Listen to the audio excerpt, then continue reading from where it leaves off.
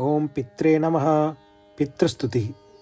ब्रह्म उवाच नमो पित्रे जन्मदात्रे सर्वदेवमयाय च सुखदाय प्रसन्नाय सुप्रीताय महात्मने सर्वयज्ञस्वरूपाय स्वर्गाय परमेष्ठिने सर्वतीर्थावलोकाय करुणासागराय च नमो सदा आशुतोषाय शिवरूपाय ते नमः सदा परादक्षमिने सुखाय सुखदाय च दुर्लभं मानुषमिदं येन लब्धं मायावपुः संभावनीयं धर्मार्थे तस्मै पित्रे नमो नमः।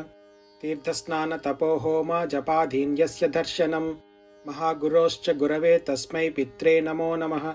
यस्य प्रणामस्तवनात् कोटिशः पितृतर्पणम् अश्वमेधशतैः तुल्यं तस्मै पित्रे नमो नमः।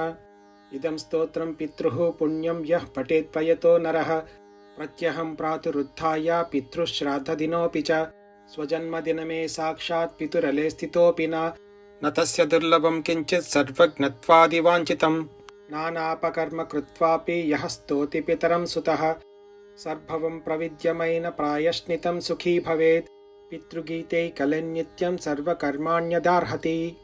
ओम शान्ति शान्ति शान्तिः।